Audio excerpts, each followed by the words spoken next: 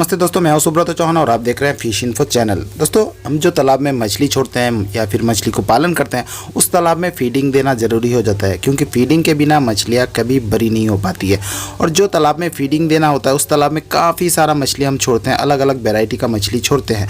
लेकिन अलग अलग वेराइटी के मछली छोड़ने के लिए अलग अलग तरह का फीडिंग भी देना पड़ता है, जो हम नहीं जानते हैं या फिर हम दे नहीं पाते हैं। तो गाइस, आज की इस वीडियो में मैं आपको 3 तरह का फीडिंग के बारे में बताऊंगा जो एक तालाब में देना ज़रूरी है। अगर आप 3, 4 या 5 तरह का मछलियाँ एक तालाब में रखते हैं तो आपको ये 3 तरह का फीडिंग देना ज़रूरी है, जैसे कि मैं देता हूँ। तो गाइस, मैं पूरा डिटेल के साथ बताऊँगा कि क्या है ये फीड, किस तरह से देना है और कितना मात्रा में देना है, सब कुछ बताऊँगा। तो पूरा वीडियो आपको ध्यान से देखना होगा। तो चलिए दोस्तों, बिना देरी के वीडियो को शुरू करते हैं। दोस्तों, ये 3 तरह का फीडिंग के बारे में जानने से पहले आपको जानना होगा क्यों 3 तरह का फीडिंग देना ज़रूरी है। इसको समझने के लिए आप थोड़ा सा ध्यान से सुने इस चीज़ को।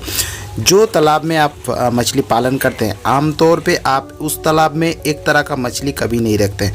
आप तालाब के हिसाब से लगभग आप 3 से लेके 5 तरह का मछली अपना तालाब में रखते हैं। दोस्तों, ऐसा क्यों होता है या फिर क्यों किया जाता है पता है? ऐसा इसीलिए किया जाता है, जो हम तालाब में मछली पालन करते हैं वो तालाब 3 हिस्सों में बटा हुआ रहता है।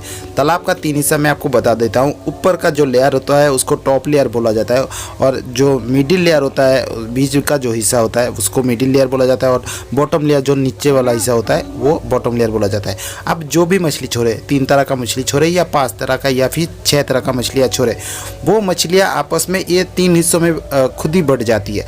और इस मछली जो आप छोड़ रहे हैं वो अपने आप ही वो अलग अलग लेयर में चली जाती है। जैसे कि मान लीजिए आप बिगेट छोड़ते हैं, फिर सिल्वर छोड़ते हैं, तो ये मछलियाँ अपर लेयर में रहेगी, टॉप लेयर में रहेगी। आप अगर कातल छोड़ते हैं, फिर रेहू मछली छोड़ते हैं, ग्रास काप छोड़ते हैं या फिर ब्लैक काप छोड़ते हैं, तो ये मिडिल लेयर में रहती है। और जो मुसैना यानी कलबाउस, नैनी या फिर आप कॉमन कार्प, गोल्डन, इस तरह का कुछ मछलियाँ छोड़ते हैं तो वो बॉटम लेयर यानी तालाब की तली में का मछली होती है, वो तली में चली जाती है। तो आप जो भी मछली छोड़े वो तालाब में 3 हिस्सों में बढ़ जाएगी। इसीलिए फीडिंग भी 3 हिस्सों में देना ज़रूरी हो जाता है। लेकिन हमें इसे मेंटेन नहीं कर पाते हैं, जिस वजह से एक तरह का फीडिंग दे देते हैं। एक तरह का फीडिंग देने से क्या होता है, जो मान लीजिए आप बॉटम लेयर का मछली के लिए फीडिंग दे रहे हैं, यानी टोटली जो फीड है वो सिंकिंग फीड हो गया, यानी डूबने वाली फीड हो गया। तो आपका तालाब में जो ये फीड तली में चली जाएगी तो निचले हिस्से का जो मछलियाँ है बहुत आसानी से खा जाएगी। लेकिन जो अदर लेयर का मछली है वो उस लेयर में जाके खाना उतना ज़्यादा नहीं खाएगी, जिससे वेस्टेज बहुत ज़्यादा होगा और ये खाना तली में सड़ेगा, गलेगा और इससे अमोनिया बनेगा, गैसेस बनेगा और सुबह को मछलियाँ जग सकती है, मर भी सकती है। तो इस तरह का प्रॉब्लम हो सकता है। लेकिन हम अगर फीड को 3 हिस्सों में बांट के जिस लेयर में जो मछलियाँ उसी हिसाब से देते हैं तो इस तरह का प्रॉब्लम हमें बहुत ही कम देखने को मिलता है और मछली में ग्रोथ भी अच्छा खासा होता है। तो सबसे पहले मैं बॉटम लेयर की बात करता हूँ, जो निचले वाला हिस्सा होता है। इसके लिए आप सिंकिंग फीड का इस्तेमाल कर सकते हैं, या फिर आप हाथ से बना के फीडिंग करा रहे हैं तो आप इस तरह का बॉल बना के फीडिंग करा सकते हैं, जो बिल्कुल ही तली में चली जाए और मछलियाँ वहाँ से बहुत आसानी से खा पाए।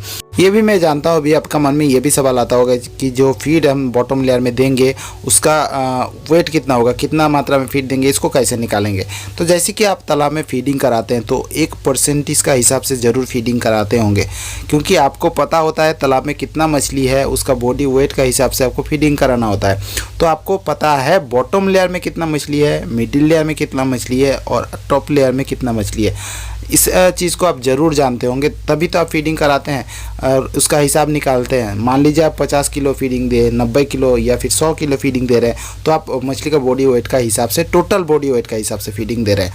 अभी आपको थोड़ा सा डिटेलिंग करना होगा, यानी 3 हिस्सा का जो मछली है उसको अलग अलग तरह से हिसाब करना होगा। जैसे कि आप बॉटम लेयर में मछली जो रखते हैं उसमें आमतौर पर देखा जाता है ज़्यादा संख्या में मछलियाँ रखा जाता है, या फिर ज़्यादा मछलियाँ ही बॉटम लेयर का मछलियाँ होती है, तो उस लेयर में ज़्यादा मछली रहता है। हो सके आप दिन में 90 किलो खाना दे रहे हैं तो बॉटम लेयर में अगर मछली का संख्या ज़्यादा है तो बॉडी वेट ज़्यादा होगा। हो सके उसमें आपको 40 से 50 किलो फीड सिर्फ बॉटम लेयर में ही देना हो, और हो सके मिडिल लेयर में उससे कम देना हो। टॉप लेयर में 8 से 10 किलो लगता हो, मिडिल लेयर में ऐसा ही कुछ लगता हो या फिर ज़्यादा कम लग सकता है। तो उसको उसी हिसाब से निकाल के आपको अपना तालाब में फीडिंग कराना होगा। तो दोस्तों, आशा करता हूँ इस बात से आप समझ चुके हैं कि फीडिंग का हिसाब आपको किस तरह से निकालना है। अभी बात करते हैं मिडिल लेयर के बारे में। मिडिल लेयर में फीड को स्टेबल रखना काफ़ी ज़्यादा मुश्किल है, क्योंकि उसमें फीड देने के साथ साथ वो फीड पॉन्ड की तली में चली जाएगी, जो मिडिल लेयर में रहेगी नहीं। इसके लिए आप तरकीब का इस्तेमाल कर सकते हैं। यहाँ पे मैंने बैक फीडिंग का या फिर नेट फीडिंग का इस्तेमाल करता हूँ। जैसे कि आपका मछली है उस हिसाब से आप अपना तालाब में फीडिंग करा सकते हैं। आपका तालाब में अगर छोटी साइज़ का मछली है तो आप बैक की मदद से फीडिंग करा सकते हैं, या फिर बड़ी मछली है तो आप इस तरह का नेट की मदद से फीडिंग करा सकते हैं। मिडिल लेयर में आमतौर पे जो मछलियाँ रहती है उसमें रेहू मछली, ग्रास कप, ब्लैक कप, इस तरह का कुछ मछलियाँ है। ये मछलियाँ मिडिल लेयर में रहती है और मिडिल लेयर में खाना खाना बहुत ज़्यादा पसंद करती है। जैसे कि मैंने बताया, थोड़ा मिडिल लेयर में फीडिंग देने से वो मछलियाँ खाएगी। तो यहाँ पे आप देख रहे हैं जैसे कि मैंने फीडिंग दिया, बैक फीडिंग या फिर नेट फीडिंग दिया, वो टॉप लेयर में है। यहाँ पे मैं आपको बता दूँ, जो मिडिल लेयर का मछली है उसको फीडिंग देने के बाद ये टॉप लेयर में आके भी खाना खा सकती है, लेकिन मैं पूरा टॉप में नहीं रखा हूँ, इसको लटका कर नीचे दे दिया हूँ जिससे मछलियाँ खाना खा पाए। आप भी इस तरह से कर सकते हैं। अगर आपका तालाब में छोटी साइज़ का मछलियाँ है तो आप दूसरा तरकीब बैक फीडिंग करा सकते हैं, और आप तालाब को बीचों बीच भी इस चीज़ को कर सकते हैं, थोड़ा और नीचे कर सकते हैं जिससे मिडिल लेयर में मछलियाँ खा पाए। और ये जो फीड है, ये मिडिल लेयर का इस तरह से फीडिंग देने से मछली, रेहू मछली जो है बहुत ज़्यादा इस फीड को खाना पसंद करती है।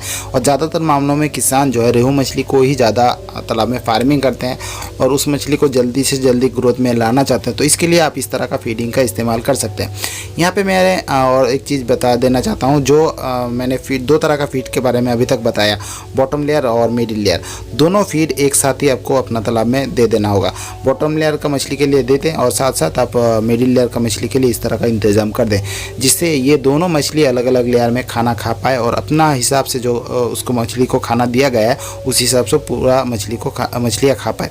और इसमें से एक चीज़ आप देखते होंगे, जो यहाँ से मछलियाँ खा रही है तो उसमें से कुछ वेस्टेज हो रहा है और ये पानी के साथ घुल रहा है, और ये जो फीड है वो अपर लेयर यानी टॉप लेयर मछली के लिए फीड बनेगी।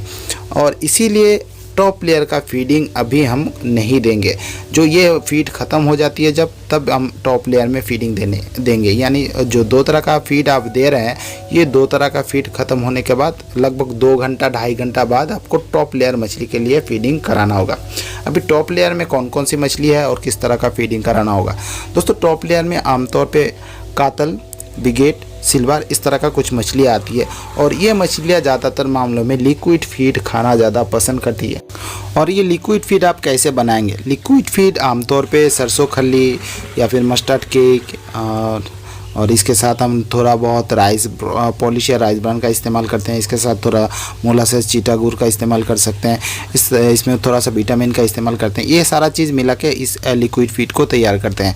लिक्विड फीड देने से क्या होता है, ऊपर का लेयर में का जो मछलियाँ है वो इस फीड को खाती है, और इस तरह से तीनों लेयर में हम फीडिंग अगर एक दिन में करते हैं तो मछली में ग्रोथ ज़्यादा आता है और मछलियाँ सही से फीडिंग कर पाती है।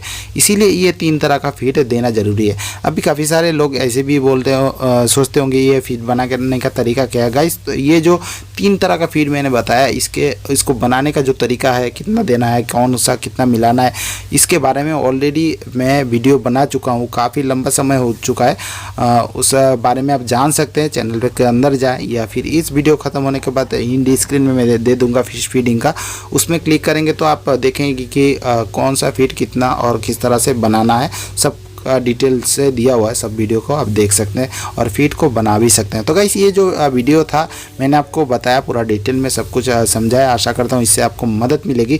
और इस तरह का जानकारी और अगर आप पाना चाहते हैं, लेना चाहते हैं, तो चैनल को ज़रूर सब्सक्राइब करें, वीडियो को लाइक ज़रूर करें और ज़्यादा से ज़्यादा वीडियो को अपना सोशल मीडिया पर शेयर ज़रूर कर दें। तो दोस्तों, आज की वीडियो इतना ही। मिलते हैं नेक्स्ट वीडियो में नया टॉपिक के साथ। तब तक के लिए मैं सुब्रत चौहान आपसे विदा लेता हूँ।